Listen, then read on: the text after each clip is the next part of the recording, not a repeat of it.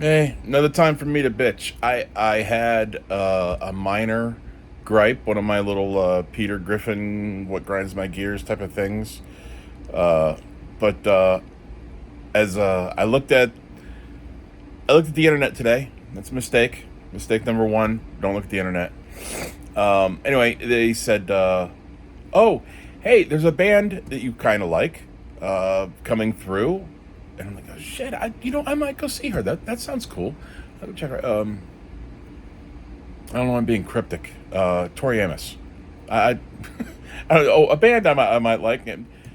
I'm so used to talking in cryptic online. I've been doing that for years. When they started doing the they and them, and everybody was like, "Oh, it's so difficult." I'm like, I've been doing that for years. If I tell a story and it's not entirely my story to tell, I would type out, instead of he or she, I would try to couch it in they or them, just to leave that little plausibility of denial in there of it's not entirely my story to tell. So I'm going to tell it my way, but I'm not going to totally hip you to who it is unless you happen to already know.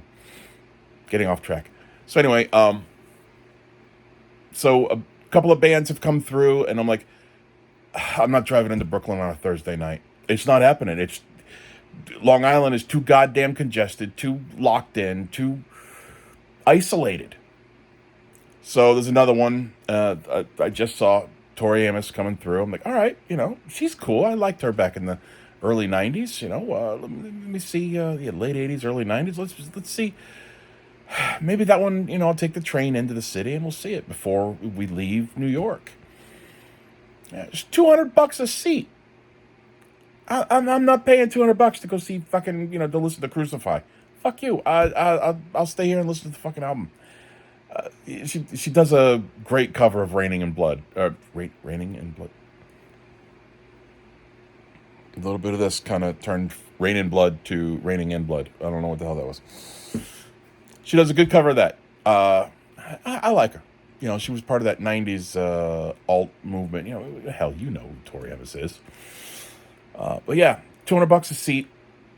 I'm not going alone, especially not to Tori fucking Amos. So, it's a $400, $500 night. Plus, it's a pain in the ass to get into the city. And I got all these bands that are no, not giving up at they're well into their 70s, 60s, playing rock and roll, and that's cool when you can pull it off. It's sad when you can't pull it off. And a lot of these bands, I don't think, are recognizing the difference between what they can and can't pull off anymore. I don't know if their managers treated them poorly and they need the money, but some of these things are just ridiculous nostalgia grabs. Now, I'm not saying that about Miss Amos. I'm sure she has, you know, plenty to go on. She's younger; she can do her thing. But no, I'm just talking in general about the last few bands I've had opportunities, and I'm like, no, no,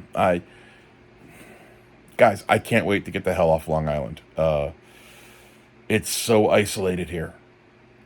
It's huge. It's the size of Jacksonville plus, a little bigger than Jacksonville as far as area, but Suffolk County. Once you get into Nassau County, forget it. I'm not going in there unless you put a gun to my head or you pay me. For work, I have to drive into Manhattan a couple times here and there. No big deal. It's all good because I'm getting paid. It's on the clock. I'm driving. I'm listening to my music. I'm having a good time. But you want me to drive in there on my own, pay $90 for parking, and then fuck it. Music isn't dead, but there's a lot of old people like me that just ain't buying your shit anymore. Like I said, this example not directed towards Tori Amos. I actually, even for $200, still think about maybe going. But no, I'm talking about your hair metal bands and the '70s bands that are still lingering and they're still touring, and you're like, guys, you sound like crap. You know it. I know it. We're here to listen to you do the hit, and linger in that one last memory we have of that one girl, or that date we had, or that car we had at the time. You're a nostalgia factory. Nobody really wants to hear your new music, man. We're here to listen to the shit you put out in the 70s and 80s, and that's it. So I ain't paying $300 for that. So, all right. Maybe I'll get on with the other thing I was going to say later on, but no, I fucking $200 a seat. I get it. If people are paying it and you're selling out, go girl, get your fucking money. It's just I can't pay it. I don't want to pay it. So I don't know. There's a lot of things nowadays maybe not worth the money to me anymore, which is kind of making me sad because there was a time when I didn't care how much it cost. It just went.